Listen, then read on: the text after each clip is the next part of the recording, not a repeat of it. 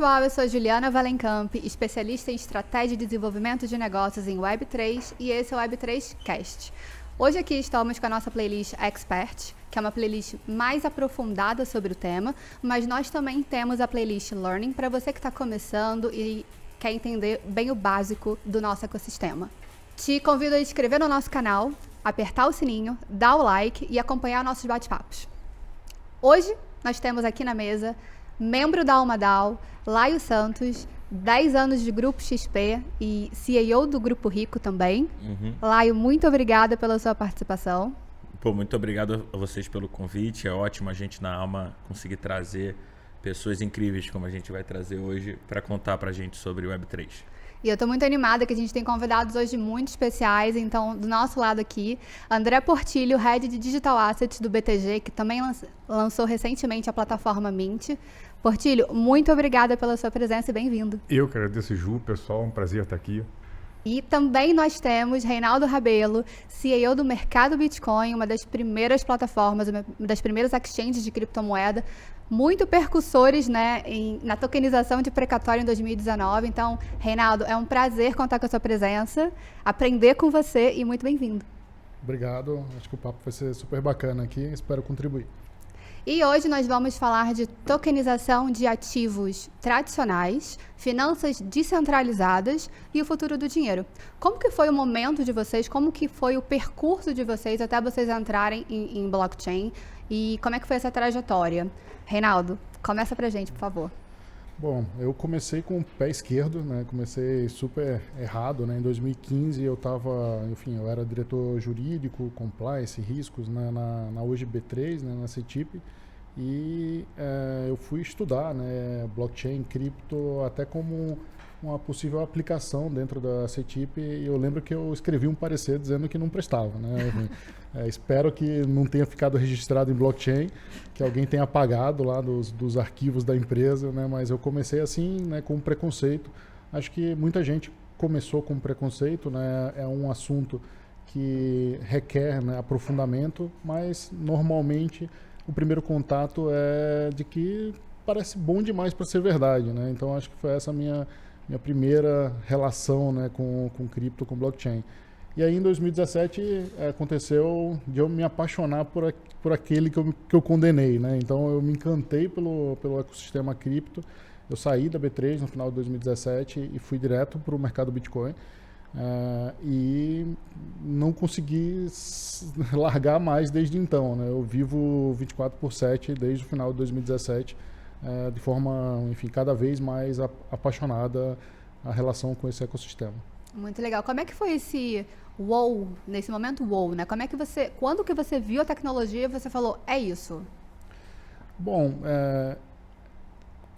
aprofundando um pouco mais, né, sobre o que era o Bitcoin, o que era, enfim, a estrutura tecnológica que sustentava, né, um ativo digital que não podia ser alterado, que não podia ser revertida a transação, que era transparente, muito daquilo me fazia relembrar, né, o que era o sistema financeiro, a infraestrutura do mercado financeiro de capitais, né, o que era o Deliver Versus Payment, que era um dos grandes elementos, né, de uma infraestrutura de mercado como a CETIP e B3, e eu olhava para aquela tecnologia achando que dava para fazer muito melhor do que a gente estava fazendo com a tecnologia dos anos 80. Né? O mercado financeiro, né, de capitais, ele está apoiado em legislação e tecnologia dos anos 80.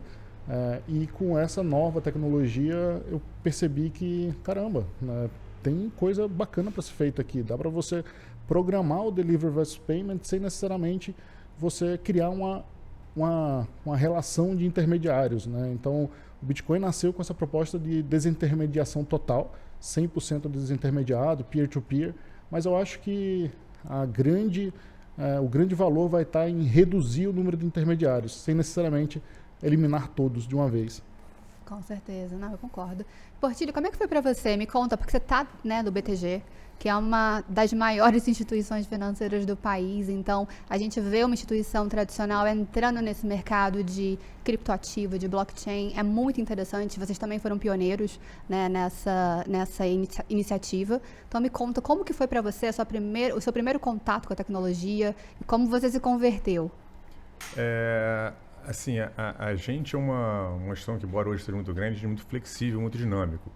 E a gente foi muito impulsionado pelo mercado e pela demanda dos nossos clientes. Quando chegou ali em 2017, quando teve aquele, talvez o primeiro boom maior de cripto e Bitcoin no mercado mais assim mainstream, né? Antes era uma coisa muito de nicho, acho que 2017 foi a primeira vez que aquele que saiu um pouco das trincheiras ali, a gente começou a muito ser questionado pelos nossos clientes. Pô, mas o que vocês acham disso aqui, Bitcoin? Isso agora está subindo de preço, tem que olhar, não tem que olhar.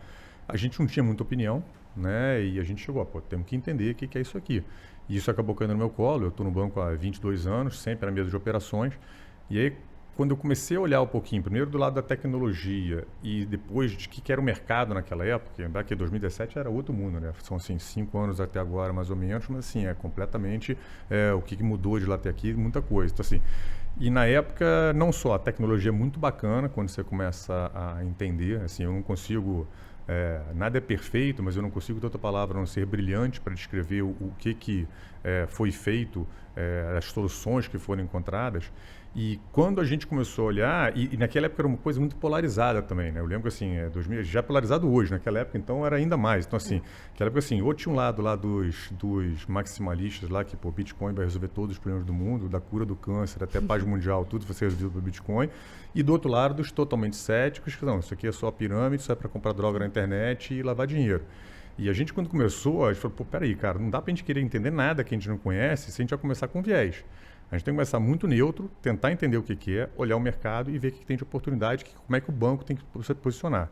E o mercado naquela época, cara, tinha muita oportunidade. Então a gente acabou entrando pelo lado do trading, da especulação, tinha muita desarbitragem no mercado, mas à medida que a gente foi começando, tendo um entendimento teórico, mas também atuando na prática, e começou a usar a tecnologia, eu falei, pô, carica, tem coisa aqui. E só se terminando, naquela mesma época, que teve primeiro aquele boom todo de preço, foi no mesmo momento que a gente teve aquele boom dos ICOs também ali, meio de 2017 até ali, final de 17, início de 18. E se você olhasse assim, manchete de jornal, manchete de site, assim, só tinha falando de golpe, fraude, scam, o cara que emitia um token não tinha equipe. Aí eu falei, pessoal, beleza, ok, isso aí, mas isso aqui é espuma.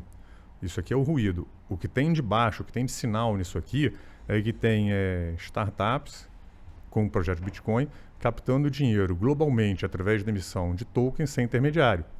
Então isso aqui pode mudar completamente a forma como o mercado de capitais funciona. Então a gente tem que prestar atenção nisso aqui. Então assim, foi o lado do mercado, o lado teórico e começar a entender essas coisas que poderiam acontecer que meio que despertou a gente, cara, tem mais coisa aqui, a gente tem que se aprofundar. Muito legal. E aí até puxando um pouco, né, o ponto que você trouxe agora sobre captação, sobre trazer a escala global para os projetos, né, sair um pouco daquela fronteira de jurisdição local que a gente tem muito no mercado financeiro. Qual que é a visão que vocês têm hoje sobre o mercado de tokenização em high level, né? Como que vocês enxergam a tokenização de ativos tradicionais trazendo de fato benefícios reais para o investidor varejo no final do dia? A parte de tokenização aqui, eu sou muito mais pé no chão e pragmático em tokenização. Assim, para mim, a tokenização é você usar uma tecnologia nova que nem foi feita para isso, tá? Para você melhorar a forma como você faz as coisas. Então, outro instrumento. Eu falo isso que muitas vezes as pessoas assim, tem um projeto meio mais ou menos, o cara quer colocar um token em cima do projeto, acha que o projeto vai ficar bom se o cara coloca um token em cima. Não, o token é um instrumento. O que importa é o que tem por baixo. Agora, tem muito ganho de eficiência, seja de controle, seja de distribuição, seja de estruturação, seja operacional, seja cortando não todo, mas alguns dos intermediários. E você tem você tocou num ponto que assim, cripto, e quando eu falo cripto, assim, imagina que eu estou falando meio como um todo, com a tecnologia, a classe de ativo, já nasceu digital e global. O mundo financeiro ainda é um mundo muito localizado. Sempre foi. Não só pela questão jurisdicional da coisa, porque assim, a gente não vive dentro das nossas fronteiras físicas e jurídicas, né?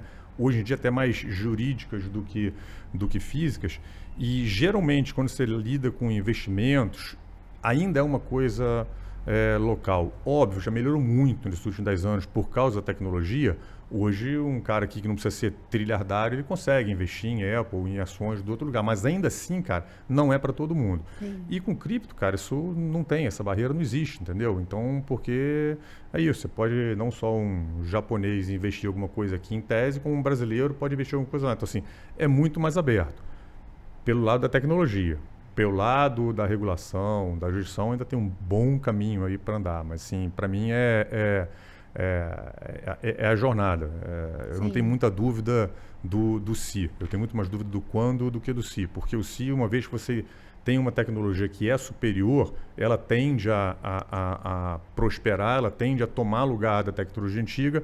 O time vai depender isso aí, dos entraves de cada um. No mundo financeiro, o buraco é um pouquinho mais baixo, é dinheiro, então assim, as coisas não necessariamente andam tão rápido quando a gente gostaria que andasse, mas minha direção está clara. O mercado financeiro é baseado em muita confiança, né? Total. Então, se você tem uma fraude saindo em algum lugar, se você tem uma notícia ruim, e a mídia vai cobrindo muita notícia ruim ao longo do tempo, então a confiança vai acabando e a transição acaba lenta. Mas que a gente que conhece, está no dia a dia do assunto, a gente sabe que vai acontecer. E isso só te completando, cara, assim, as pessoas não se tocam muito disso, mas assim, você pega aí, pô, você está vendo uma coisa, aquela coisa do move fast and break things, quer dizer, pô, ande rápido e quebra as coisas, que é meio mantra lá do Vale do Silício.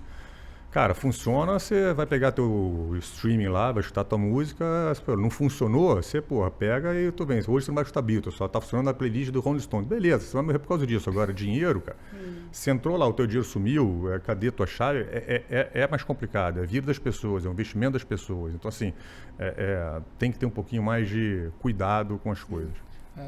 É interessante, né? Eu acho que eu nunca falei isso publicamente, né? Mas aproveitar que o Portilho está aqui. Quando a gente fez o primeiro token, né, que a gente lançou no mercado Bitcoin, a gente foi para a linha de tendo passado pelos ICOs, né, já tendo visto as stablecoins, tinha até o case já do BTG, do RateBZ, né, que era um token de valor mobiliário, né, colocado numa oferta bem restrita, e a gente queria fazer algo que não fosse tão restrito assim, né, que provocasse um pouco mais a regulação, e a gente achou essa tese do Non-Security Token, né, que é um token que tem característica de renda fixa, mas não é um valor mobiliário, é só uma compra de um recebível de uma forma diferente. E eu lembro que a primeira pessoa fora do MB, né, para quem eu mostrei o que a gente tinha feito, foi para o Portilho. Eu fui lá no BTG, não sei se você lembra disso. Claro que eu lembro. E eu falei, cara, a gente fez um negócio aqui que parece incrível.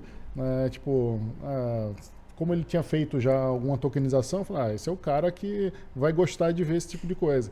E eu lembro que eu fui lá no BTG para mostrar, a gente tokenizou precatório, né? Na época a gente escolheu o precatório porque era mais fácil de mobilizar, né? De fazer a comparação com lastro. Né? E fui mostrar lá pro Portilho e deu certo, funcionou. Né? O time de tecnologia estava surtando, falou, cara, a gente ainda não testou o suficiente. Eu falei, eu vou lá mostrar para ele que dá para comprar um token de precatório. E deu certo, foi tudo bem. Ele fez uma cara de, caramba, que legal isso aí. Então tem uma curiosidade aí nessa história de tokenização do MB que passa pelo Portilho aí de alguma maneira. Não, muito legal. O que vocês fizeram com certeza marcou a história, né? Vocês foram os primeiros, os pioneiros a se aventurarem nesse ecossistema, trazendo um pouco a economia real, né, para o ambiente de blockchain, que é a próxima fase de adoção, não adianta, né? Cada vez mais a gente vai ter mais opções conforme a gente vem vendo no mercado. E de fato vocês democratizaram um ativo que nem todo mundo tinha acesso, nem todo mundo conhecia o que era um precatório, né? Então quando o MB, o mercado Bitcoin, trouxe isso a público, eu acho que teve um grande divisor de águas, né, de muita gente. Peraí, o que é um precatório? Por que eu não conseguia acessar um precatório antes? Porque eu não tinha aquele ticket mais alto. Mas agora eu consigo, tanto que foi um sucesso, esgotou em dias, né, se eu me lembro. Hoje a gente já listou cerca de 200 milhões de ativos tokenizados. A gente fez precatório primeiro porque era mais fácil de entender, apesar de ter o preconceito, né, com o nome precatório, né, que, enfim, era algo ligado a governo, pagamento de governo, mas era muito fácil do ponto de vista regulatório de explicar, né, mesmo para os reguladores, né, que eventualmente tivessem interesse, né, de perceber o que a gente estava fazendo. Então foi muito simples para a gente explicar na CVM, no Banco Central, o que a gente tinha feito com tokenização de precatório. Mas depois disso a gente fez de outros ativos, né, como recebíveis de fornecedores contra grandes empresas, mecanismo de solidariedade da FIFA, de clubes de futebol, né? A gente foi criando, né? E hoje a gente já listou cerca de 200 milhões de reais e de fato a gente consegue, rompendo com algumas barreiras, entregar mais retorno, né? Tanto para o emissor, né? O dono do ativo originalmente, como para o investidor. Então acho que aqui está um dos caminhos que podem levar, né, a tokenização a ser algo relevante no futuro. Não é simples de escalar, né? A gente não tem um sistema financeiro do jeito que é só porque alguém escolheu que é assim. Você mudar esse sistema da forma como está passa por alguns entraves, alguns problemas, mas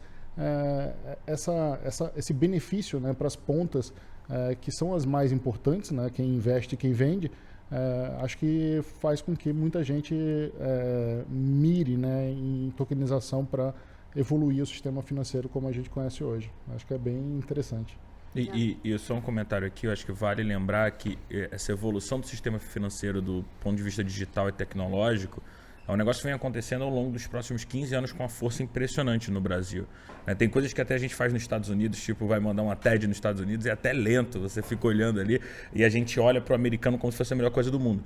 No Brasil tem uma transformação porque estava todo mundo na poupança, até outro dia ninguém sabia o que era o mercado de ações, e então nos últimos 10 anos vem muita coisa acontecendo que vem abrindo o olho das pessoas para que elas tomassem conta do dinheiro de uma forma diferente.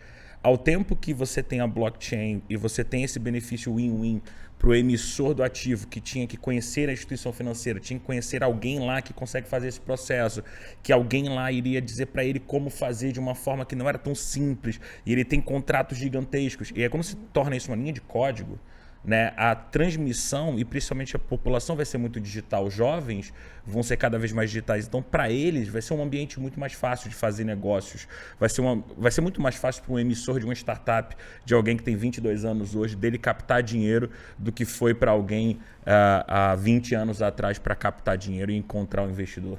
Não, isso é muito legal. Essa visão de longo prazo que a gente tem para o mercado, eu acho que é incrível, né? É o que fortalece a tese. E até aproveitando um pouquinho o que o Laio falou, o que pode ser tokenizado hoje em dia? Pô, Reinaldo, você está pensando mais coisas que eu, Matinho. Usando a comparação do boi, que você só não aproveita o berro, acho que dá para tokenizar qualquer coisa, né, cara? Acho que é bem o token isso. é um instrumento, né? Assim...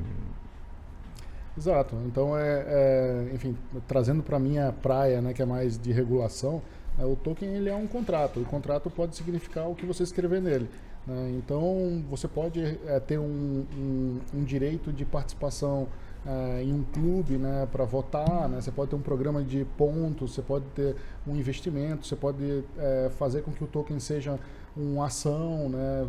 Então, o que você escrever, né, dentro do código, né, e vinculando ao que você quer representar na sua vida real ou no metaverso, o token significa, né? Então, acho que o importante aqui é a amarração, né? Porque ao contrário do token raiz, né, que é o Bitcoin, né, que o lastro é a própria rede, né, aqui o lastro é alguma coisa que você está significando naquela representação digital chamada token.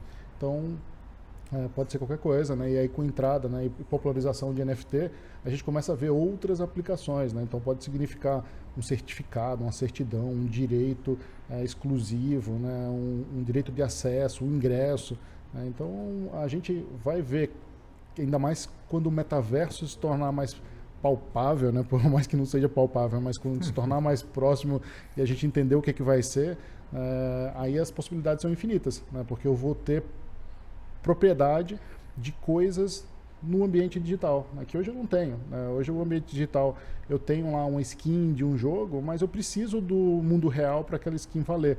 Eu preciso que a empresa que criou o jogo aceite o meu código enquanto ela existir, né? Na hora que isso for um NFT, for um token, eu não preciso de ninguém, ele simplesmente existe no mundo digital e é meu.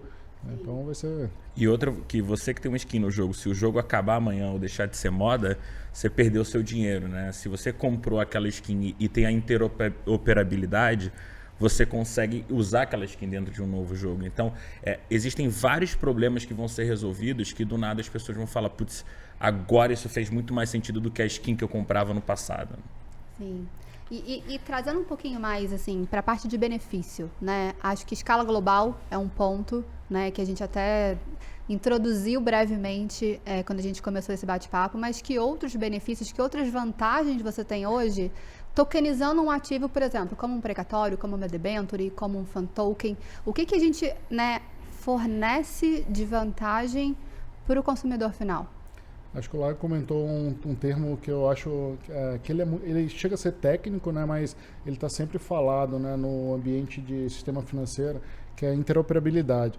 Eu lembro que eu passei 10 anos, né, na CETIP indo em reuniões de interoperabilidade de plataformas e continua não interoperável, né, porque a gente está vendo na discussão do próprio Open Bank, Open Investment, né, que as empresas, normal, né, elas querem fazer valer a informação, né, e, enfim, as transações que elas detêm. Né, então, elas não querem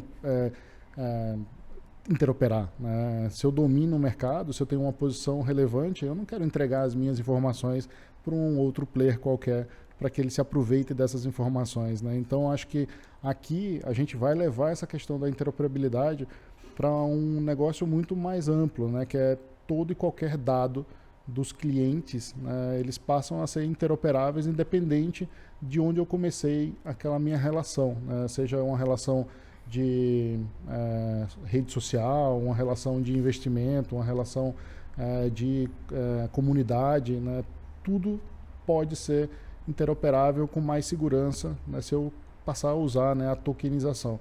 Então, acho que, assim, para mim, olhando longo prazo, é a interoperabilidade que vai trazer muito benefício, né, para o nosso relacionamento no meio digital. Desculpa, mas para quem não gosta de mercado financeiro, pensa na saúde, né? Você vai no hospital e preenche aquele negócio toda vez e ninguém te conhece lá. E aí você vai falar com o médico que não faz ideia do que você tem alergia, não tem, qual exame tu fez, se você fez cirurgia. Você tem que contar para todo mundo toda aquela história de novo. Cada hospital quer ter acesso à tua informação e quer usar essa informação para benefício próprio. Então isso gera, né, uma dificuldade para o consumidor final que é surreal de ficar repetindo toda a vida, toda vez que vai no médico. Então isso acontece em várias indústrias, né? Tá todo mundo retendo para si essas informações. E o token, além disso, ele é 24/7, né? Então tem toda uma questão de negociação, que a gente sabe o trabalho que dá negociar numa bolsa da vida. E quando você olha que o negócio é 24/7, opera meio que standalone, é diferenciado. Não, super válido ponto. E vamos falar sobre infraestrutura agora. Né, a gente tem diversos tipos de tokens, a gente tem os utilities, os securities, a gente tem os tokens de infraestrutura, como o Ethereum, como a Solana. Qual que é a visão de vocês? Se tem alguma blockchain que é mais apropriada para uma tokenização, se isso é uma discussão aberta ainda, se, na verdade, a melhor opção é ter esse token em diversas blockchains em paralelo, como é o caso das stablecoins. O que vocês acham? Cara, assim, quando está montando um negócio, eu tento não tentar adivinhar qual é o vencedor, não. A gente tem que ter uma visão, nesse caso, mais agnóstica, porque, sei lá qual vai ser o blockchain que vai ganhar, se é que vai ter um que vai ganhar. Se a gente olhar historicamente o que tem de acontecer com tecnologia, eu acho que você vai ter meia dúzia, no máximo, de redes que ou vão ser nichadas em alguma coisa, ou vai ter uma meia dúzia aí que vão ter algum grau de interoperabilidade. Mas, assim, um mundo de centenas de blockchains, eu não enxergo, porque não é assim que geralmente as coisas acontecem. Sempre você tem interação social. Sempre tem interação social, você tende a ter aquela distribuição que não é normal, é Power Law, que é o Pareto, né? O Pareto é uma casa específica, assim, cara, os 20 primeiros vão ter 80% do negócio, isso vai variar um pouquinho de acordo com o tipo de distribuição. Mas, assim, eu acho que aqui a gente vai caminhar pelo mesmo caminho, sei lá, vai ter umas 3, 4, a gente falou uma meia dúzia de 3 ou 4 aí que vão ter. Agora, eu não sei se a gente vai ter nichos que aí você vai ter um blockchain que vai atender mais especificamente as necessidades funcionais de um nicho específico e talvez tenha essas dominâncias no nicho. Eu não consigo muito além disso aqui, tá? É o que eu consigo imaginar. Eu também estamos olhando bem para lá, né? Então, assim, hoje tem o Ethereum dominando absurdamente, muitos problemas, inclusive, pela dominância dele. Então, tem essa briga aí que vai mudar para stake direito, não vai mudar. Quer dizer, que vai mudar, vai, né? Vamos ver se vão conseguir mudar ou não. E como é que as outras mais modernas, foram depois, vão pegar aí, Solana. Então, assim, a corrida para mim está aberta. Agora, efeito de rede é uma coisa muito difícil de você ganhar, uma vez que você não é o cara da rede, né? Hoje você emitir um token assim, cara. Eu lembro, essa comparação não é minha, que eu não sou tão velho assim, tá? Mas um CTO nosso lá no banco, ele falava, cara, você gasta nos anos 80, você ia fazer qualquer coisa, se você não usasse o mainframe da IBM, você tinha que ter uma desculpa muito grande para você não usar o mainframe da IBM. Aqui você vai emitir uma coisa, cara, você tem que ter uma desculpa muito grande para você não fazer também em Ethereum. Pode até fazer em outro, mas assim. Sim. Então, assim, essa história não está contada, mas a minha visão é assim, isso, talvez.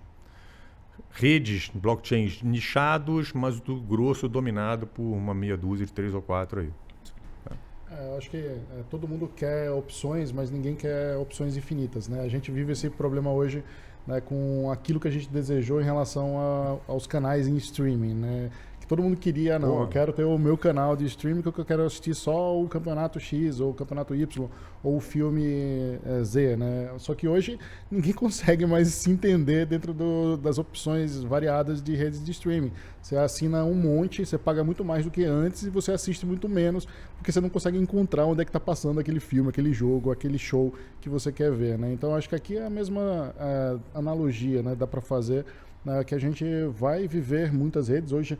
A gente chegou, né, em 20 mil redes, né, criadas, né, 20 mil blockchains criados e, evidentemente, a gente não vai ficar com 20 mil, né, mas a gente vai ficar com aquelas que funcionem melhor para nicho ou para escala. Né, e eu acredito, aí eu vou ser um pouco mais ousado aqui de chutar, que para mim já tem 2 vencedores aí desse pacote do Portilho. Para mim o Bitcoin e o Ethereum já estão lá, né, eles já conseguiram um lugar, por mais que eles vão morrer algumas vezes ao longo do tempo, né, enfim, mas tem mais 4 assentos, né, e a gente não sabe quais serão, né, e um dos assentos ele é pretendido por redes centralizadas, né, que não são tão descentralizadas, tipo Corda, né, e afins, Hyperledger. Talvez um desses entre para ser, né, a rede centralizada, descentralizada, vencedora. Né, mas eu tô com um Portilho, são 6 ali no máximo. Poucos e bons, poucos e bons. Poucos e bons. E pegando um pouco o gancho, né, disso, o que vocês acreditam que hoje, né, sejam os principais pain points que estão bloqueando uma maior aceleração da tecnologia? Acho que a gente tem a questão regulatória, que com certeza é um ponto de atenção muito grande, não como pain point, mas que a gente ainda está colaborando muito com os reguladores, né, assim, de modo a educar eles também, né, a apresentar qual que é a disrupção, qual que é a tecnologia, qual que é o avanço. Mas além disso, o que vocês veem hoje que ainda está atrapalhando um pouco, né, assim, o livre desenvolvimento de novos projetos? Quer começar, por favor? Posso começar pela usabilidade, né? Eu acho que ainda é difícil usar cripto, token, metaverso, blockchain. Eu ia começar por aí também. Então já deixei para você. vai pensando em outra aí. Mas eu acho que mesmo para quem está já envolvido, né, no setor, né, e conhece, sabe criar sua wallet, ainda é difícil você criar, às vezes, uma wallet para cada rede, para cada tipo de aplicação. Você não entende muito bem em determinados momentos como é que está o preço para você transferir daquela wallet ou daquele lugar que você comprou para a sua aplicação, onde você vai usar de fato aquele token, né? O NFT que não aparece na wallet em X, só aparece na wallet Y, né? Então a gente ainda passa por um momento, né, que a gente precisa falar muito da infraestrutura, porque a aplicação não está resolvida. Na hora que a aplicação estiver resolvida, a gente não vai mais falar de blockchain, cripto, smart contract. Essas coisas vão desaparecer, né? Como desapareceram o modem, né? Eu lembro que no começo da internet dizem para mim, né? Não era dessa época, mas que você tinha que comprar um modem para instalar no computador, que nem vinha junto com o computador, né? Para você acessar a internet, você tinha que ir lá comprar outra coisa para acessar a internet, né? Então a gente tinha que entender um pouco da infraestrutura da internet para usar a internet. E depois desapareceu. A gente simplesmente está na internet, no celular, né? Então acho que é isso que acho que é a grande barreira, né? Os outros são só problemas que vão ser resolvidos, né? Eu acho, regulação, diminuição de fraudes, diminuição de golpes. Isso com o tempo naturalmente é resolvido, mas a usabilidade é difícil de resolver porque alguém tem que achar soluções, né? O Renato tocou os principais pontos para mim, que é isso, a experiência, a habilidade, o pessoal fala que a tecnologia tem que ser transparente, fala, não, a tecnologia tem que ser invisível, né? É isso, tem que saber, cara, o cara quer usar, o cidadão comum quer usar. A questão de infraestrutura também, que já está melhorando muito, também tem que ser. E aí, cara, eu acho que a gente também num processo aí de convergência, tá? Então, assim, tem um choque ainda de como é que você traz a infraestrutura de blockchain para dentro de instituições estabelecidas. Eu falo pela experiência do banco. Imagina que você começa a trocar hoje uma infraestrutura legada por uma infraestrutura nova. E isso pode acontecer de algumas formas. Você pode ter gente no meio do caminho que a gente vai morrer, que vai ter uma tecnologia superior que vai estar e você não vai conseguir fazer a convergência, e gente que vai conseguir fazer a convergência nessa infraestrutura. Essa questão ainda que eu acho que precisa ser melhorada, e aí uma tese até mais profunda, que é da interoperabilidade, acontecer de uma forma um pouquinho mais fluida e com menos problema hoje, mas também está muito na infância hoje ainda, né? Então, assim, ainda tem muito problema. E regulação, acho que assim, principalmente para a parte de tokenização, isso é fundamental. Eu não consigo ver uma forma da gente ter uma evolução grande e material no mercado de cripto como infraestrutura, como tecnologia, se você não tiver uma evolução da regulação. Estamos andando, tem experiências aí melhores ou piores, tem sandbox, mas assim, o Reinaldo no início falou muito a questão da infraestrutura dos anos 80, isso é um exemplo que eu falo muito, essa coisa de você ter o nosso mundo, onde os instrumentos já são todos digitais, mas eles funcionam num chassi, que eu falo assim, mas o teu carro todo é digital, mas o teu chassi é analógico. Porque toda a nossa regulação e nossa infraestrutura foi desenvolvida para um mundo que era analógico. As pessoas não se tocam disso. Por que você acha que bolsa liquida D+2? Antigamente era D+5. Porque a ação antigamente era um pedaço de papel. Você comprava, você pegava e guardava no cofre. Quando você vendia isso para outra pessoa, não dava tempo de você... O pessoal ficou o dia inteiro negociando. Não dava, você ficava 5 dias para o cara, não, esse cara vendeu para esse comprou desse aqui. Não dava tempo. Cara, cripto já começou, liquidação instantânea, 24/7. Então, assim, isso tem que ser resolvido. E acho que a regulação tem um papel muito importante, porque se a regulação não começar a modificar, empresas como a nossa, por exemplo, eu não tenho escala. Sem um marco regulatório, eu não vou botar mais capital do que a gente já botou se eu não tiver um marco regulatório minimamente estabelecido para a gente poder investir. Então, assim, mas eu acho assim, olhando no mundo, tem países mais ou menos avançados. Na média, no Brasil, a gente está bem parado. Tá, assim, tá indo no sentido correto. E a regulação é até uma coisa que eu acho até mais profunda, porque não só hoje essa questão muito do security, do valor mobiliário, que o Reinaldo falou também. Cara, olha só, a gente fez o REIT-BZ, emitiu lá fora, falamos com a CVM, mas eu não queria passar por todo o processo aqui. O Reinaldo foi para os non-security tokens, porque assim, qualquer coisa que vai fazer hoje que envolva um security, que é um valor mobiliário, cara, você tem que passar por uma série de regulações que são antigas. O Securities Act dos Estados Unidos é de 1933. Óbvio que a regulação já aumentou, mas o cerne dela ali, a base, continua o mesmo. Então, essa própria regulação do que é security, do que não é security, do que você faz sendo ou não, isso tem que evoluir também, porque senão o mercado não vai evoluir e, no final das contas, sim, tem a preocupação do regulador, mas quem perde com a evolução da tecnologia é a sociedade, é o comércio, são as negociações, entendeu? Se no final das contas você não tem uma evolução, todo mundo perde, porque você deixa de trazer esse ganho de eficiência da tecnologia para o mercado. Então, assim, se eu tivesse que elencar assim, com duas principais, é isso, experiência e regulação. E trazendo até um pouco o ponto da experiência, né, junto com a usabilidade, a gente estava conversando antes de começar o podcast sobre o papel da mídia, né? Assim, a mídia que tanto compartilha notícias, né, boas e ruins, como também educa, né? E aí eu estava conversando bastante com o Laio sobre esse ponto realmente, né, da relação que esses veículos têm, assim, tanto em catalisar esse movimento, informar os usuários, né, educar esses usuários sobre o que de fato é a blockchain, sobre o que de fato é um ativo tokenizado, né? Como que você acha que isso pode, né, escalar nos próximos anos, Laio? Eu fiz essa provocação da mídia porque é muito comum as pessoas me procurarem, né? Eu tenho meu avatar do WhatsApp é um NFT, né, meu. Então as pessoas já me olham lá e falam, putz, o Laio tá envolvido nesse troço aqui, né? Deixa eu perguntar para ele. E normalmente as perguntas giram em torno de, o Bored Ape vale a pena? Ou, sabe, porque eu vi que o Neymar comprou e o Jay-Z... É uma coisa que é muito espuma e eu acho que as pessoas estão passando por um processo de clickbait, de, cara, eu preciso que você clique nessa matéria, e eu acho que blockchain está envolvido nesse clickbait, e as pessoas estão acabando acessando o negócio que é para quem quer ficar rico logo, que para quem viu a performance de algo que estourou e vai comprar, e quando compra atrasado, perde dinheiro e não sabe o que fazer. Então, mentalmente, se você olhar para o desafio que é as pessoas investirem, cuidarem de dinheiro, e você fica olhando essas notícias de que tudo cai 80%, ou tem uma fraude X, isso gera muita ansiedade nas pessoas, e essa ansiedade afasta as pessoas de olharem com um pouco mais de detalhe a tecnologia. Então eu estava com um livro aqui, Token Economy, que é um livro super legal, e o Renato comentou, putz, é muito legal aquele livro ali, e todo mundo aqui leu o livro. Então, a partir do momento que você lê um livro desse, tudo muda em relação a que notícia você vai clicar e que notícia você vai deixar de clicar. Então, eu acho que a mídia precisa ter mais maturidade. No dia a dia de vocês, como é que vocês enfrentam essa relação?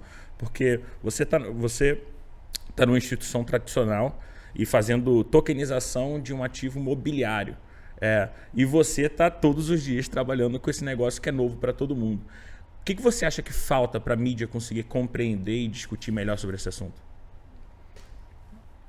Acho que, enfim, a gente observa a mídia tentando aprender e participar, mas naturalmente, né, na dinâmica de negócio da mídia, as notícias ruins e as polêmicas, elas sempre são mais atraentes, né, para o público consumidor da mídia.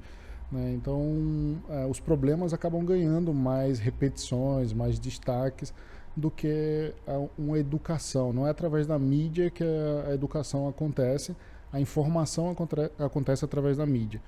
Então, acho que o papel acho que vai ser feito melhor pela mídia na medida que eles né, os formadores de conteúdo, né, também se educarem e passarem a informar sobre elementos sejam ruins ou bons, mas de uma forma mais equilibrada. Hoje existe um desequilíbrio, né? As notícias ruins elas estão ganhando muito mais tração do que tudo de bom que acontece no ecossistema cripto. Mas acho que existe já essa descentralização, né, da mídia, né, através de podcasts como esse, através das redes sociais, né, e acho que tem bastante informação boa, né, para as pessoas consumirem e se educarem. Infelizmente, esse montante de pessoas que vão consumir boa informação e se educar é um volume muito pequeno, né? Porque não é só no mercado cripto que as pessoas caem em golpes. As pessoas caem em golpes todos os dias, em todos os mercados, em todos os negócios. Às vezes nada relacionado a investimento, né? Cai em golpes do dia a dia, cai em golpes do WhatsApp, né? Golpes em fraudes que são mal feitas até, mas por falta, né, de educação e conhecimento, elas se deixam levar por golpistas, né? Então eu não acredito que a gente vai se ver livre de golpes e fraudes e pirâmides, né, no mundo cripto, porque a gente nunca se livrou disso nos outros setores e ambientes, né, da nossa vida, né? Mas talvez com a rastreabilidade a gente consiga algo melhor do que a gente tem hoje, né? Porque o dinheiro vivo parece super seguro, mas no final do dia é com dinheiro vivo que tudo isso está acontecendo, né? E aí eu acho que vem o ponto da regulação, né, e da necessidade de se estabelecer uma diferença entre o que é cripto, e cripto eu acho que não se regula, né, porque cripto é tecnologia, é difícil regular, né, acho que não faz sentido nenhum regular a tecnologia, e o que é prestador de serviço no mundo cripto. Esse é um sujeito que existe desde a pré-história, né? Independente de qual tecnologia ele está usando, ele está prestando serviços e ganhando dinheiro por fazer isso para outras pessoas. E esses são os gatekeepers que precisam ser regulamentados, organizados, né? Existir uma governança para que todo mundo saiba mais ou menos o que o cara faz. O que faz um exchange de criptomoeda? O que faz um gestor de fundo de investimento em criptomoedas? O que faz um minerador, né? O que faz um custodiante de criptomoedas? Esses todos são prestadores de serviços, eles não são blockchain, não são cripto, são pessoas, empresas ganhando dinheiro para oferecer facilidade, né, de acesso ao mundo cripto. E aí eu acho que a gente tem uma possibilidade de, talvez, através desses prestadores, usar a capacidade de rastreabilidade, né, para afastar os malfeitores aí do mundo cripto. Eu acho assim, o que aconteceu com a mídia, com a internet, é sempre assim, a mídia sempre fora informar e fazer as checagens quando cabia fazer checagens, e que não deixa de ser também você informar, tá? Então, se tem um cara falando isso aqui, peraí, cara, isso aqui não é bem assim, não. Com a internet e com essa competição que começou a vir através da descentralização, da disseminação de informação, que a internet fez. A gente está aqui num podcast e quem quiser chegar, entra lá. E essa competição, acho que mudou muito a forma de atuação da mídia, assim, tradicional. E aí você partiu a se perder um pouco essa coisa de informar e de você checar. Tem muitas coisas hoje que eu gostaria da imprensa me dar de forma minimamente neutra algumas checagens que senão eu tenho que vir fazer por mim mesmo, né? Então, assim, quantas coisas você sabe no WhatsApp todo mundo, que todo dia que assim, não, isso aqui não faz sentido.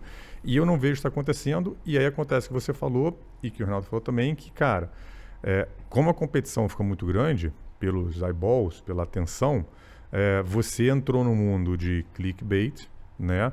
Onde você, para fazer clickbait é isso, cara, você tem que gerar ansiedade, você tem que gerar algum tipo de insatisfação do cara ali. Geralmente o nosso cérebro, ele é mais atento a coisas negativas do que positivas, é como a gente funciona. O repórter sempre entendia, a mídia sempre entendeu isso, tá? Mas eu acho que essa competição pela própria sobrevivência levou a gente para um lado que eu hoje não sei se dá para reverter, tá? Porque assim, você não vai ter uma discussão como essa aqui, provavelmente num veículo de mídia tradicional. É difícil, você tem alguns poucos, você consegue, mas sim, não é geralmente o que virou.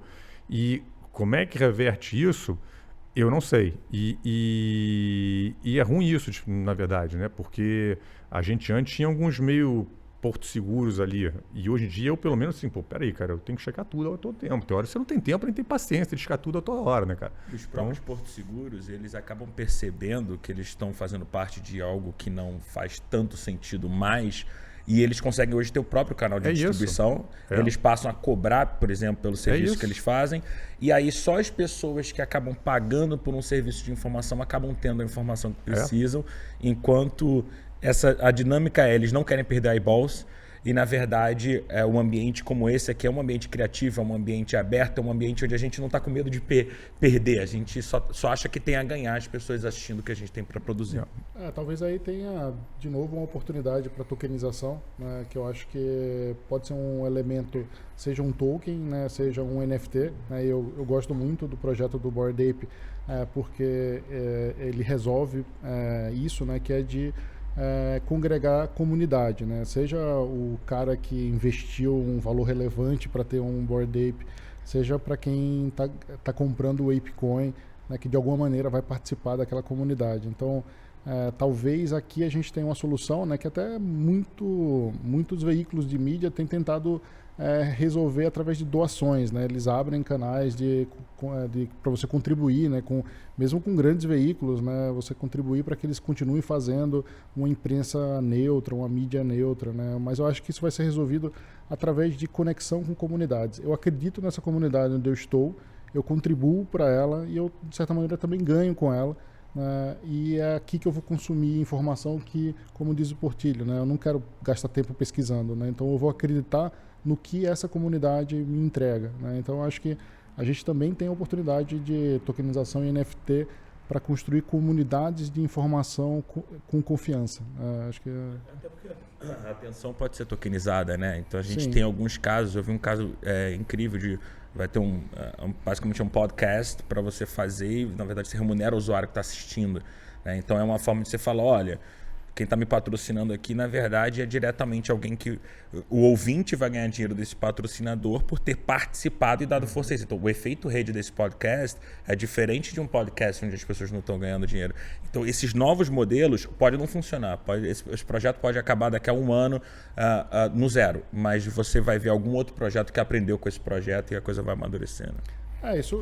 Isso é a mineração, né? Se você enfim, tentar fazer essa analogia, né? Acho que quando o Bitcoin, né, ele depende de um exercício de poder computacional, né, para que a rede se mostre valiosa, porque as pessoas de fato estão conectadas nela, né, ela está cobrando atenção, né? Então eu preciso que você ligue seu computador, e seu computador participe de uma solução matemática, de uma equação que eu vou chutar aqui, e o seu computador precisa resolver isso antes dos outros, né? Então, de certa maneira, é o sistema cobrando atenção e remunerando por isso.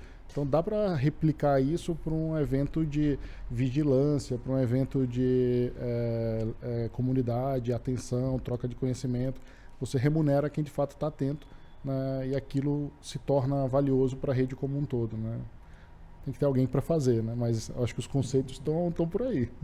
Não, isso é muito legal. E principalmente porque blockchain, eu acho que acima de tudo, ela traz sim a questão da plataforma, né, da tecnologia, mas muito alinhada com a comunidade, como vocês estavam exatamente falando, né? Então isso empodera o indivíduo e empodera os tomadores de decisão, democratiza, né, em vários níveis o acesso à informação, a participação, né, dos atores. Então isso é muito, muito interessante, né, principalmente nesse mundo globalizado que a gente vive. Eu queria fazer um gancho sobre outro tema que particularmente para mim é muito interessante, que são as Decentralized Finance, né? Então, as famosas DeFi. Como é que vocês veem a fusão desse mundo DeFi com o mundo tokenizado e qual que é a visão de vocês para essa nova aplicabilidade? Cara, eu acho assim, o que está sendo desenvolvido em DeFi é uma coisa muito, eu vou falar revolucionária, não, vou falar evolucionária. Porque você tem muito ganho de eficiência. Eu consigo ver, eu hoje não consigo enxergar um mundo onde tudo vai ser DeFi, mas eu consigo enxergar um mundo onde parte das relações vão ser geridas por protocolos ou por ambientes descentralizados para finanças, no caso específico é DeFi, mas você pode aplicar isso para outras indústrias também. Pela eficiência, pelo poder de você ter relações mais neutras no sentido que as próprias relações vão determinar o preço de como é que ativos vão ser trocados, vão ser transacionados, e isso eu acho muito poderoso. Isso, na verdade, é quase você trazer o mercado na forma mais livre que ele tem, tá? De novo, eu acho que tem muitos ganhos para isso. Talvez tenha alguns probleminhas, tem gente que não gosta do mercado tão livre assim, às vezes dá problema, tem que ter alguém por lá. Eu ainda tenho dificuldade de ver a cadeia inteira ser descentralizada, e aí não tem nada a ver com tecnologia. Tem, óbvio, desafios tecnológicos, mas aí tem muito mais a ver com a forma como as nossas relações, como a gente viveu em sociedade até hoje. É óbvio que a sociedade muda, as transições acontecem, né? Mas assim, a gente sempre se relacionou pessoa para pessoa, pessoa para organização, organização para organização. E organização também é feita de pessoas. Essa transição para a gente começar a se relacionar com protocolos, com algoritmos, eu vejo que pode acontecer, mas eu acho que tem um tempinho ainda. E tem questões regulatórias também, né? Porque, assim, de novo, você está fazendo uma relação, seja qualquer que for, com um algoritmo, com um algoritmo ou um protocolo que está ditando, quer dizer, não é que está ditando, as regras estão lá, ele está gerindo esse funcionamento. Enquanto tudo funciona bem, ótimo, ok, está funcionando. Quando alguma coisa não acontece, óbvio, você pode botar regras para dizer, tentar ver, se esse caso aqui não acontecer, dá isso. Só que é impossível você prever tudo que pode dar de errado quando está começando. Da mesma forma, quando você faz um contrato jurídico, é impossível de prever todas as cláusulas, né? Contrato é o contrato, né? Cada contrato novo, um parágrafo novo ali, foi algum problema que teve, opa, tem que botar mais uma cláusula aqui. E nesses casos, ainda não está claro para mim, ainda não consegui encontrar a resposta. Como é que acontece quando eu estou usando o serviço, estou interagindo com o protocolo, deu algum problema, meu dinheiro sumiu, e aí, como é que acontece? Assim, primeiro quem resolve o problema. Isso é como, agora, no final das contas, do jeito que as nossas relações acontecem, como é que se termina? Porque é um processo. Concorda? Quem é responsável no final disso você é advogado, você pode falar nisso. A gente começa a reclama, liga, mas no final das contas alguém vai processar alguém. Né? Deu problema, alguém vai processar alguém. O que é melhor, né? Antigamente alguém brigava com alguém, matava. Agora não, você vai processar alguém numa sociedade minimamente civilizada e é assim que a gente resolve as pendengas. Eu ainda não tenho a resposta, ainda não vi a resposta para como é que isso vai acontecer. E como são coisas que não dependem só da tecnologia, dependem de mudanças, não só regulatórias, mas mudanças como a gente está acostumado a vir nos relacionar, eu acho que tem um fator meio geracional nisso aqui. Eu acho que as coisas acontecem, as coisas evoluem, mas às vezes tem uma mudança geracional aí para isso acontecer. Entendeu? Assim, talvez a gente não esteja preparado para isso, mas talvez meu filho vai estar. Entendeu? Então, assim, no meio dessa linha que eu penso. Eu até mudei, né? Eu falava que eu acreditava no semi-DeFi, né? Mas aí, enfim, todo mundo fala que isso é um absurdo. Não existe, ou é DeFi ou não é. Então, o que eu falo agora, né? Que eu acredito no DeFi como um dos elementos dessa infraestrutura do mercado financeiro do futuro. Então, você vai ter elementos de DeFi, mas dentro de um ambiente que você tem uma curadoria, né? Enfim, você tem que ter uma relação de confiança, ainda com um intermediário, né, que ele tem responsabilidades de, por exemplo, auditar o código, né, porque eu não vou auditar código nenhum, eu não entendo o suficiente, né, de código para conseguir saber se aquela promessa de rentabilidade está de fato escrita ali no smart contract. Né, então você conta com um intermediário, que seja a comunidade o intermediário, mas você conta com alguém que vai fazer esse serviço para você. Né, e mesmo para escolher, né, os elementos de operação financeira, né, que dá para transformar em código muitos dos contratos do mercado financeiro, não tem a menor dúvida, porque quem advoga para o mercado financeiro normalmente está repetindo contratos padrão. Né, se está repetindo o mesmo contrato, dá para codar. Né, então coloca isso no código, né, e usa esse código como um dos elementos daquela prestação de serviço maior que você vai oferecer para o seu cliente, fazendo só a referência de ser o curador daqueles contratos que estão escritos, né, no smart contract. Isso certamente vai ser mais barato e mais transparente do que é hoje. Então já vai ser melhor, mas eu não acredito, de novo, né, na descentralização total, porque nada que a gente faz é totalmente descentralizado. Só poucas pessoas consumem produtos realmente descentralizados. Né? Mesmo uma bicicleta, né, que é descentralizada, né? Eu posso comprar uma bicicleta de qualquer pessoa, de qualquer lugar, eu compro através de marketplace, porque o intermediário agrega um valor. Né? Então, acho que aqui vai acontecer a mesma coisa com o DeFi. Eu acho que vai ser um elemento importante desse sistema financeiro do futuro, mas não DeFi puro. Eu vejo muito isso. Você tem assim, bases mais centralizadas, com talvez aplicações fazendo esses serviços e outros que o Reinaldo mencionou, que são um pouquinho mais centralizados. Mas, por um exemplo assim, imagina que amanhã a gente acordou, todas as transações do mundo acontecem no blockchain do Bitcoin. Descentralizado, ok. E você tem ali, eu vou querer usar isso, porque assim, eu não vou conectar direto no código-fonte lá e fazer isso aqui. Talvez vou ter que ter alguma aplicação, alguma empresa ali que vai facilitar, me dar uma experiência. Só numa coisa simples dessa aqui, a quantidade de intermediário que você já cortou, já tem muito ganho já. Entendeu? Então, assim, se a gente for uma base, e a internet hoje é muito centralizada, né? Sim. Se a gente for pensar nesse aspecto, assim, você tem meia dúzia de empresas aí que dominam a internet toda. Se, um dia a AWS, a Google Cloud, a Microsoft Azure decidirem fechar, o mundo para. Literalmente, o mundo para. Entendeu? Assim, é muito centralizado. Então, assim, a gente tem essas bases um pouquinho mais centralizadas e talvez com empresas e organizações e aplicações mais centralizadas fazendo esse tipo de interface, vamos falar assim, talvez seja um caminho transitório, né? Só para... Você trouxe a AWS e voltando anos e anos atrás, era como você apresentar para um CTO, né? Ou no caso, alguém do mercado financeiro, a questão do cloud, né? Era estranho, tipo, meus dados vão ficar nesse negócio aí, eu não tenho acesso, eu não tenho controle. Para a indústria financeira, isso é uma barreira grande. É uma barreira grande. Então, você vai ter todo esse desafio, eu diria o seguinte, em termos da tecnologia poder substituir o que tem, talvez seja 10 de 10. Talvez a possibilidade seja gigante, mas a governança ainda é tipo um bebê.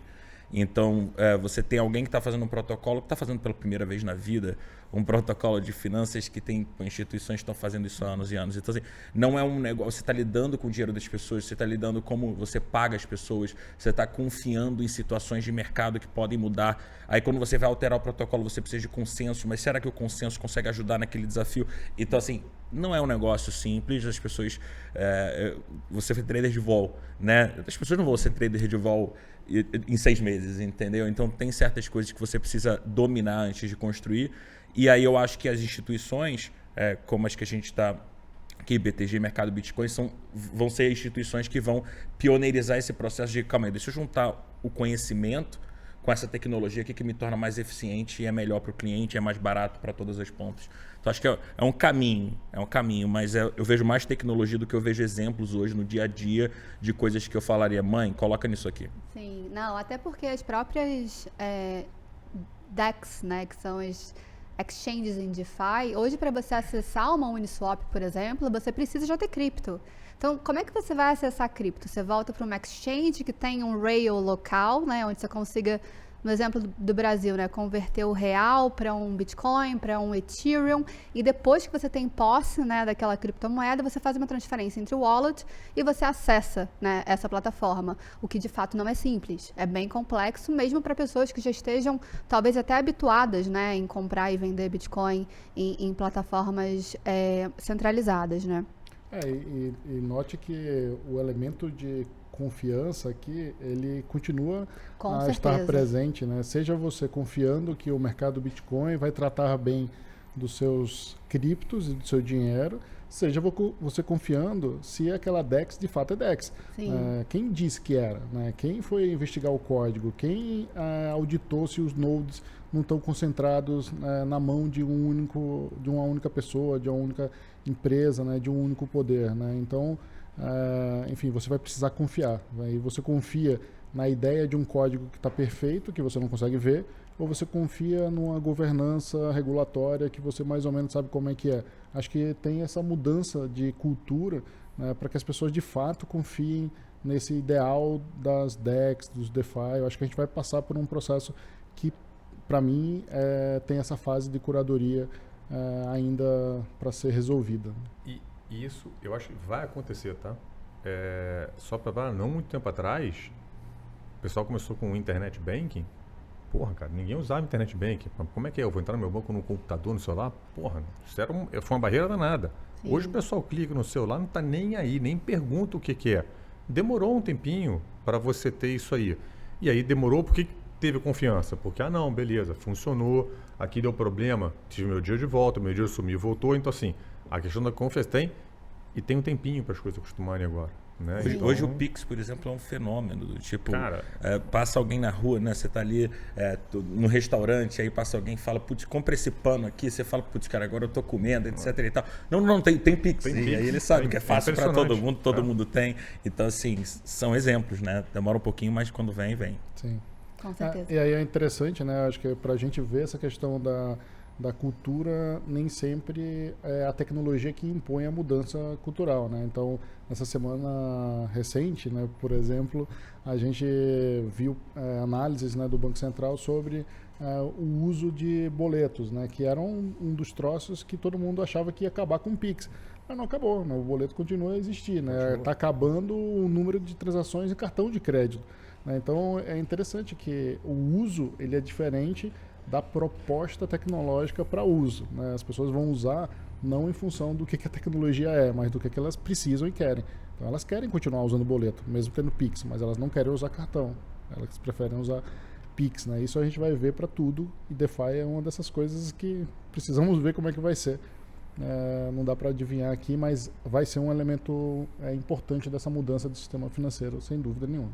Com certeza. E trazendo um pouquinho o tema de tokenização para secundário, né? Eu acho que um dos principais pontos, na minha visão, hoje, é liquidez.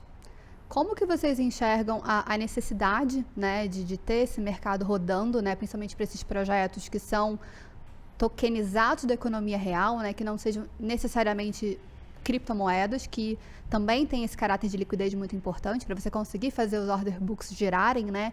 Mas no mercado de tokenização, qual que vocês enxergam hoje que é assim, a importância da liquidez, principalmente, como eu disse, né, para mercado secundário? Tem um certo mito, né, em relação ao mercado secundário, porque uma coisa é ele estar habilitado, e eu acho que o mundo cripto ele resolve isso de uma forma disruptiva em relação ao mercado tradicional, que, enfim, nunca talvez teve o interesse, né, de desenvolver secundário para coisas como debentures, né, renda fixa, né, nunca foi um intuito, né, nunca foi uma dor grande no mercado tradicional, e o mundo cripto já foi para deixar o mercado secundário aberto para qualquer tipo de produto.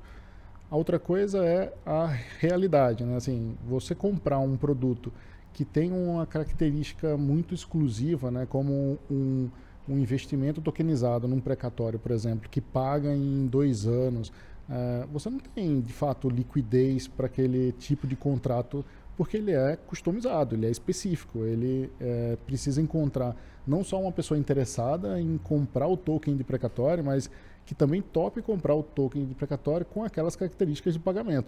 Então, isso no mercado tradicional também acontece, né? Se eu invisto num fundo imobiliário, não é só porque tem mercado secundário que vai ter liquidez, porque o fundo imobiliário ele é específico, ele está relacionado a determinadas obrigações, de determinados imóveis, de determinadas regiões, com características de pagamento. Então, é muito mais difícil você tradear, né? Você ter volume de mercado secundário nesses ativos que eles são muito customizados, padronizados e específicos. Mas é importante ter a disponibilidade do mercado secundário para que você, mesmo não tendo liquidez, conseguir sair, né? Porque eu acho que pior do que não ter um mercado secundário líquido, ou pior do que ter um mercado secundário ilíquido, é você não ter um mercado secundário de forma nenhuma, né? Porque de algum jeito você deveria poder sair sem necessariamente ter que negociar com aquela contraparte que tem um conflito de interesse no relacionamento com você. Então eu quero conseguir achar um outro comprador que não seja o próprio cara que me vendeu o ativo, né? Então eu quero negociar o meu fundo imobiliário não com quem me vendeu o fundo imobiliário, eu quero ofertar nos classificados e tentar achar alguém no mercado que pague um preço mais justo, né? Então eu acho que tem um fundamento importante em haver secundário de tokenização, mas não é tornar totalmente líquido esses mercados, né? A não ser que você faça um token sintético, né, que represente todos os outros tokens, mas aí eu acho que aproxima muito das ferramentas de valor imobiliário, ferramentas reguladas de mercado tradicional e, enfim, acho que num primeiro momento, pelo menos nós não queremos tocar nesse ponto. E tem infraestrutura dos players de liquidez, né? Então você tem, em ações, por exemplo, você tem uma manada de players institucionais que fazem com que aquelas negociações aconteçam. Não é só eu e você investindo em ações que fazemos aquele book. Então, no final do dia, também tem uma transição, uma jornada desses players para mercados que são menos conhecidos e que vai dar liquidez para esses mercados. Tem alguém que pode comprar ou que tem a competência de saber se aquilo vale a pena para revender depois. Então, essa é uma dinâmica que vai amadurecer naturalmente. O Reinaldo falou muito bem essa coisa de você ter mercado secundário, não significa que você vai ter a liquidez. A liquidez vem de uma série de outros fatores, desde o tamanho daquele investimento, quanto tem outstanding, quanto tem no mercado, até se ele é muito nichado ou não, até a narrativa, tudo isso faz você ter ou não. Agora, ter liquidez é melhor do que não ter liquidez. Ter mercado secundário, na minha visão, é melhor do que não ter mercado secundário. Porque assim, o mercado tem aquela coisa do price discovery, da descoberta de preço. O que é descoberta de preço? É eu que tenho um ativo, eu saber que o melhor, eu consigo achar onde é que está o melhor preço para aquele ativo se eu quiser sair dele. Se você tem um mercado onde você não tem transparência, onde você, e consequentemente não tem liquidez, é difícil você achar onde que está esse melhor preço. É difícil você descobrir aonde que está esse melhor preço. Quando você não tem um mercado secundário, isso é mais difícil, porque no balcão, por definição, você tem menos visibilidade, você tem menos transparência. Então, assim, esse processo de price discovery, descoberta de preço, é mais difícil. Então, assim, na minha visão, cara, só, põe secundário para tudo. Você vai ter liquidez ou não, cara, e outro problema resolve, depende do ativo, depende do mercado, depende das pessoas, mas assim, liquidez para mim é melhor do que não ter liquidez. Secundário é uma condição que ajuda alguma coisa a ter liquidez, eu prefiro ter do que não ter. Agora, o mercado secundário tem as características dele. Então, assim, por que o regulador hoje é muito reticente com o mercado secundário? Porque quando você faz uma oferta primária, você tem toda uma série de regras, principalmente quando você está de valor imobiliário, você tem que dizer o que é, qual é o projeto, para que você vai usar aquele dinheiro, esse negócio todo. E no secundário, o cara que está chegando ali meio que desavisado, ele não tem isso. Então, essa é a preocupação fundamental do regulador quando você está pedindo para criar um mercado secundário. Vem cá, quem está chegando agora, como é que esse cara consegue informações daquele produto, daquele ativo ali que ele pode acessar via mercado secundário, já que ele não está na história toda? Como é que você garante que esse cara, pelo menos, vai ter as informações que ele precisa? Essa é a chave. E eu acho que a tecnologia que a gente hoje já resolve isso mole, tá? Não só para precatório, para valor assim, não imobiliário, para seguir, para valor imobiliário também. Tá? Mas assim, é o processo. E eu acho que tem secundário para tudo. Tá? Então... Não, faz sentido. E, Portilho, agora eu queria entrar um pouquinho em user case, né? Então vamos começar com o BTG. Como que foi o processo de vocês de tokenizarem, né, esse empreendimento imobiliário? E se vocês têm outros projetos de tokenização no radar, no pipeline, o que você puder compartilhar com a gente e também dar um pouquinho da sua visão, da sua perspectiva de como que foi esse processo para uma instituição, novamente, né? Uma das maiores hoje brasileiras. A tokenização foi o que chamou a nossa atenção, principalmente lá sobre o uso da tecnologia. E quando a gente decidiu fazer o REIT-BZ, que a gente decidiu sair no meio para o final do segundo semestre de 2018, e a gente fez oferta em maio de 2019, que foi quando a gente emitiu de fato os tokens, para a gente tinha muito na cabeça. Primeiro, a gente precisava validar a tecnologia. E para validar a tecnologia de fato, você tem que fazer alguma coisa prática, não adianta você ficar só no campo teórico. E o processo foi bem menos romântico do que possa parecer, porque na verdade a gente fazia, cara, temos que tokenizar alguma coisa. Quem vai tokenizar? Então a gente chegou a ver, tinha renda fixa, e a gente achou o caso de uso de imobiliário muito bacana, porque, cara, imóvel, assim, em qualquer lugar que você vai, imóvel, as pessoas estão acostumadas a investir em imóvel, tem uma sensação de eu não preciso explicar muita coisa para o cara, entendeu? E a gente pegou uma parte mais específica em relação ao ciclo que a gente estava econômica na época, que foi a gente tokenizou uma carteira de imóveis recuperados, né? A gente fez isso aí, o mercado tinha vindo ali depois da recessão ali, pós-Dilma, os bancos e as construtoras lotados de imóvel que foi destratado, que estava nos balanços, e era um portfólio basicamente isso. A gente comprava no atacado, depois você regularizava aqueles imóveis, você vendia em varejo e tinha um spread grande para fazer. Isso era que era o produto fácil de explicar. Então foi muito nesse caminho, olha só, o que as pessoas entendem mais fácil, o que a gente consegue pela tecnologia tokenizar, tanto que assim, a gente não entrou em nenhuma coisa de direito de posse, nada disso, porque assim, seria uma coisa muito mais complexa e não cabia a gente, como banco, resolver. Então assim, olha, o token holder, quem comprou o REIT-BZ, ele tem 100% dos direitos econômicos desse portfólio. Tá? Então está muito com uma cota de um fundo imobiliário no formato tokenizado. E então assim, de novo, a gente foi simplificando ao máximo que poderia o projeto para fazer isso. Mas assim, a gente tem muito aprendizado, a parte toda de compliance, a gente fez um negócio muito bacana, porque assim, valor imobiliário não pode ser o portador. Se eu tenho hoje uma moeda, se eu tenho um Bitcoin, tá bom, em tese qualquer um pode ter, eu transfiro para você, não tem problema. Se eu tenho um valor imobiliário, não tem como, eu tenho que saber quem tem aquilo ali a cada momento do tempo, porque é a exigência que eu tenho do regulador.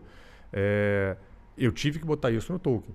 Então, assim, não tem jeito. Eu tinha que botar no token, olha só, eu tinha que ter algum processo de trazer os clientes, fazer o KYC, que é o Know Your Customer, ou seja, conheça o seu cliente. E uma vez que cada comprador do REIT-BZ foi aprovado, ele estaria apto a entrar na oferta, eu coloco isso no contrato inteligente, então tem uma whitelist ali que eu sei todo mundo que pode ou não.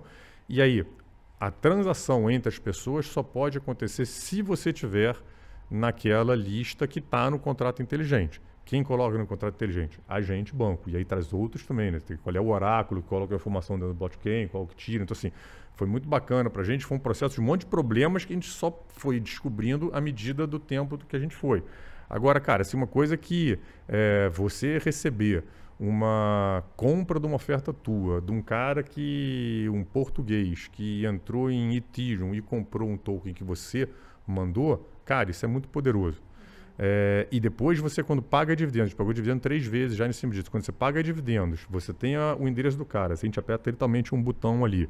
E o próprio contrato inteligente, ele pega aquilo ali e transfere para todo mundo ter que receber, quanto ele tem que receber, no tamanho que ele tem que receber, sem você ter trabalho nenhum. Uma vez que você já botou isso aqui no contrato inteligente, foram puladas por esse processo. Acabou. Né? Então, assim, eu falo com as pessoas, olha só, isso aqui, cara, esquece tecnologia. Você vai discutir qual é o melhor blockchain, como assim, já foi isso aqui já.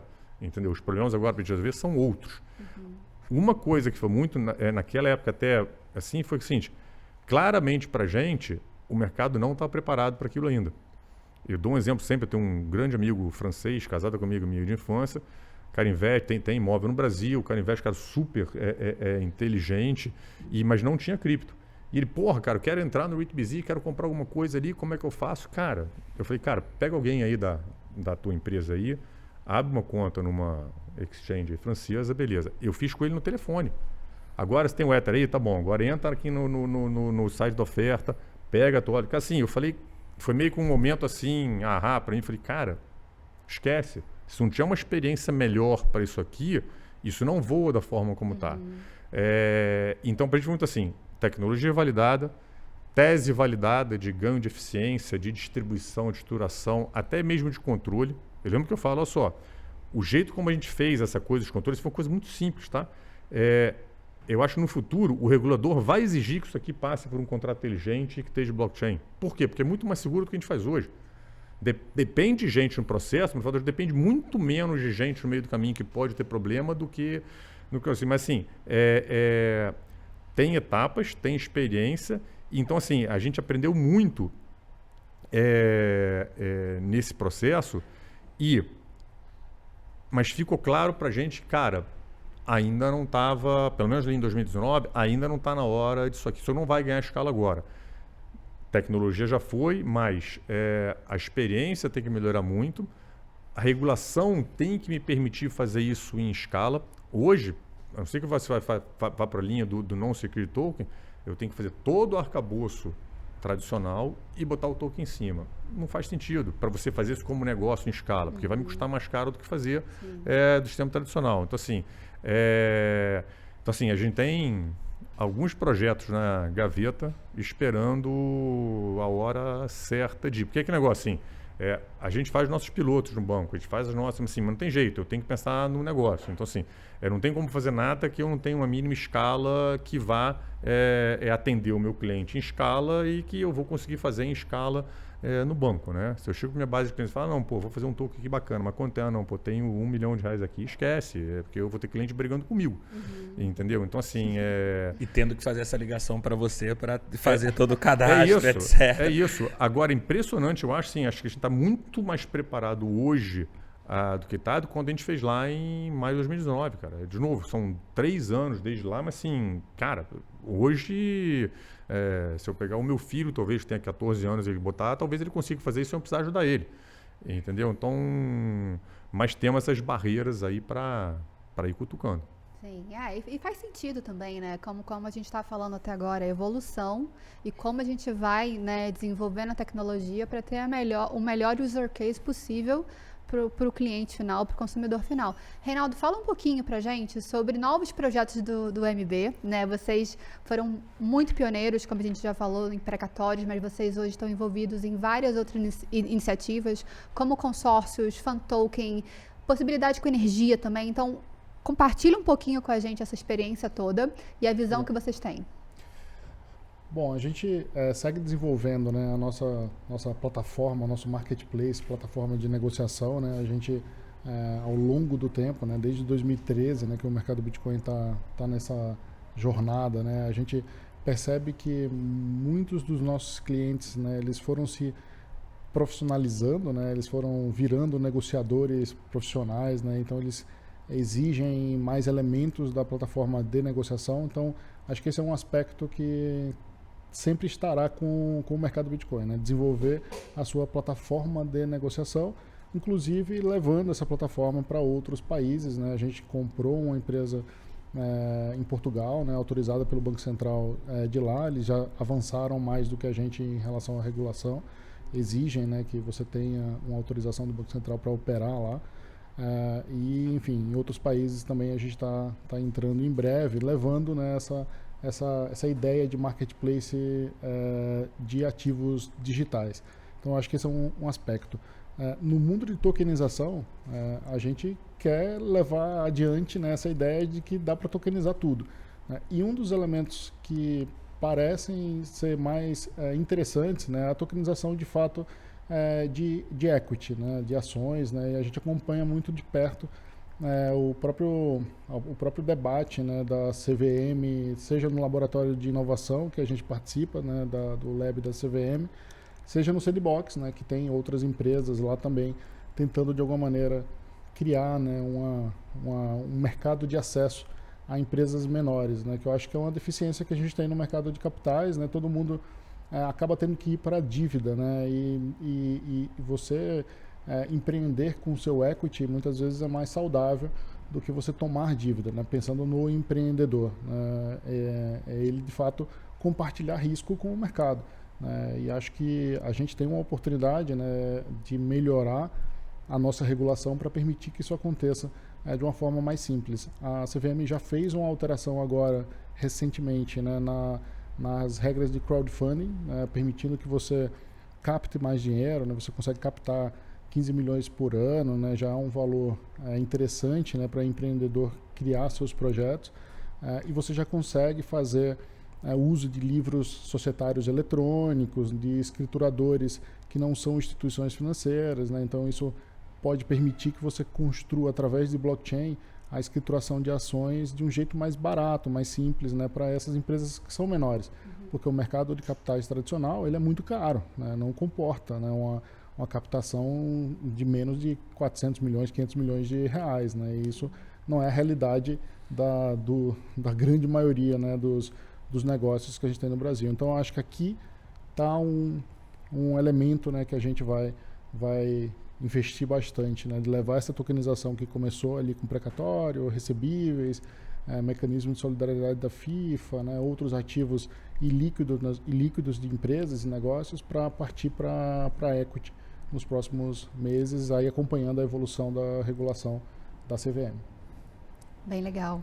E para fechar, gente, na verdade eu queria fazer uma pergunta um pouco ideológica até, né? Quero ir além, principalmente com a oportunidade de conversar com pessoas que estão, de fato, trabalhando 24 horas, 7 dias por semana em Web3. Qual que é a visão que vocês têm desse mercado daqui a 10 anos? Se vocês pudessem se teletransportar, olhar para frente, imaginar qual que é o alcance, né, que esse mercado de tokenização tem, onde vocês enxergam ou aonde vocês acham, né, que a gente está caminhando? Vou ser bem sucinto nessa aí, já que são de futuro, né? Vamos, eu costumo falar muito que, eu falo muito isso, minha equipe não aguenta mais escutar falar isso aqui, mas é o seguinte, 10 anos para cá, cripto vai fazer com o mercado financeiro o que a internet fez com a indústria de mídia e informação. Olha lá para os anos 90, vê como é que funcionava a indústria de mídia e informação lá, olha como funciona hoje, para mim vai ser a mesma coisa. Não sei se vão ser 10, 5 ou 15 anos, mas a direção para mim está muito clara e a gente vai estar lá. É isso. Reinaldo? Eu acho interessante, né? A gente falou muito aqui de tokenização para o mercado financeiro, até porque o mercado financeiro está se transformando independentemente de cripto, né? Quando a gente olha o que os bancos estão se tornando, né? Virando também infraestrutura, né, para outros mercados, né, e também consumindo infraestrutura de outros mercados, né, cada vez mais bancos que têm marketplace de geladeira dentro do app do banco, né, então essas coisas todas estão se misturando, né, a ideia de um super app ou do super ambiente, principalmente com Open Bank, Open Finance, né, a gente vai ver cada vez mais mexendo no que é um banco, né? Porque o que é um banco hoje é diferente do que era um banco quando os meus pais trabalhavam em banco. Então a gente, independentemente de cripto, a gente já vai ver o mercado financeiro se transformar. Mas acho que cripto tem uma participação interessante, né? Eu estou com o Portilho, né? Acho que pode permitir, né, que essa movimentação, né, do setor financeiro ela seja ainda mais disruptiva, para usar uma palavra mágica aqui, né, que ela seja mais importante do que um simples super app, né, que de fato a gente junte o que é um banco, do que é uma bolsa, do que é um cartório, do que é acho que um custodiante, né? Acho que esses elementos eles vão se misturar bastante, né? E vai nascer, né, a partir de novas tecnologias, uma nova forma de você se relacionar com terceiros para tratar do seu patrimônio, porque é isso que a gente faz quando a gente hoje contrata um banco, uma corretora, uma bolsa, um distribuidor. A gente está se relacionando com alguém para cuidar de algo que é nosso, né? Só que a gente está distante do que é nosso ainda, né? E acho que cripto torna essa relação mais próxima, né? E vai fazer com que essas instituições todas tenham que rever os seus papéis, né? Porque se o cara pode ter o patrimônio dele na wallet dele diretamente, para que eu preste esse serviço para esse cara, eu tenho que agregar um valor diferente. Eu tenho que, de fato, ser útil e relevante para a vida desse cara. Não é só porque é obrigatório ele me usar, mas porque eu agrego valor, né? Então, acho que isso é incrível, mas não vai ser só no mercado financeiro, né? Acho que a gente está mudando a internet, de certa maneira, mudando a nossa vida digital. A pandemia nos levou para a gente ficar mais imerso no nosso mundo digital, né? E essas tecnologias elas facilitam essas interações nesse ambiente digital, metaverso, Web3, seja lá o nome que vai ficar depois. Com certeza. Vamos para as considerações finais? Laio? Vamos. Vou aproveitar e fazer o gancho aqui das minhas considerações finais com um pouco do futuro em si. Eu lembro que quando eu era jovem eu tinha que fazer duas coisas na faculdade de inglês. E era um negócio do tipo, você tem que fazer. E eu acho que para as novas gerações, obviamente que o inglês vai continuar importante. A gente estava falando sobre informação sem formar em inglês. É muito mais profundo do que o que a gente tem na língua portuguesa. E quando você olha o fato do idioma, do inglês, ele é o idioma da tecnologia. De fato, você não precisa ser um tecnologista, mas você vai precisar lidar com tecnologia de uma maneira muito mais profunda. Eu acho que o que isso vai levar é as instituições que são só financeiras e elas não são digitais ou não têm uma pegada de adaptação para conseguir colocar tecnologia no dia a dia, você está prestes a morrer que nem um jornal impresso, a empresa que era só um jornal impresso. Isso vai acontecer com o mercado financeiro, isso vai acontecer com o mercado de saúde, porque o nosso Apple Watch vai conhecer melhor a gente do que o médico da família. Então todas essas transformações que vão acontecendo, elas vão ser baseadas em dados, em tecnologia, em algoritmos, em percepções de desvios de informação que vão ser capturadas por pessoas que conseguem entender o que aquilo está dizendo para elas. Então o que eu vejo no mundo daqui a 10 anos é uma instituição que somente financeira, que faz hoje, que pode ter um baita sucesso hoje, mas que não está tendo essas discussões hoje. Essa é o futuro empresa, rádio e afins que está hoje fazendo pivotagem da empresa de todo ano para tentar se encontrar no seu novo caminho. Enquanto tem empresas que vão ter essa cabeça adaptativa e vão ter essa linguagem dentro dos seus sócios, dos seus funcionários e vão entender que essa nova geração precisa construir coisas que a gente construiu, mas tem gente para fazer melhor agora, com mais eficiência, com mais inteligência. A gente criou um monte de contrato, um monte de letra e talvez a gente precisa ter um pouco mais de código na vida. É isso. Reinaldo Portilho.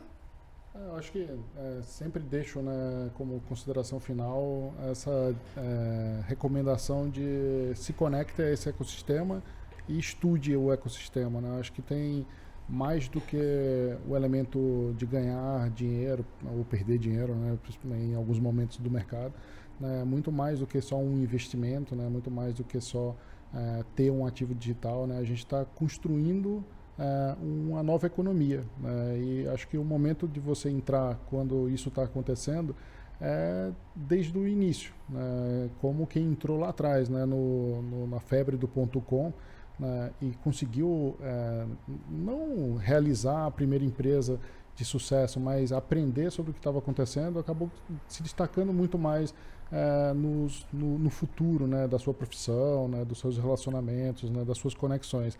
Então a gente está justamente nesse instante, né, que ainda tem pouca gente, ainda tem uma base interessante para aprender, né, e a partir daqui acho que todo mundo que entrar tem muito a ganhar do ponto de vista de conhecimento, né? Então acho que a dica sempre é se eduque sobre cripto, porque você vai precisar muito daqui para frente, independente da sua idade. Com certeza. Eles resumiram muito bem, eu vou na mesma linha. A gente está vivendo uma transformação muito grande. Como outras que a gente já viveu em alguns momentos passados, sempre que você tem a introdução de uma nova tecnologia. Com a diferença que essa é muito mais aberta, muito mais acessível e é um privilégio, eu acho, para mim, pelo menos, estar vivendo nesse tempo que está vivendo, profissionalmente, intelectualmente, pessoalmente, tudo, eu me considero privilegiado. Só que tem gente que não percebeu isso ainda.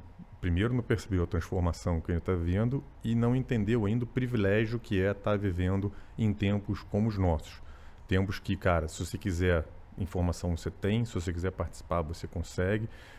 De novo, se olha para trás, não é sempre que foi assim, tá? Então, assim, aproveite, como o Reinaldo falou, se eduque, entenda, tire boleta, que eu sempre falo, cara, põe o pé, tem alguma exposição. Tá? Sem exposição, nossa evolução é menor. Quando você tem exposição às coisas, a tua evolução é muito maior. Então, é isso que eu fico. Assim, a transformação já está acontecendo.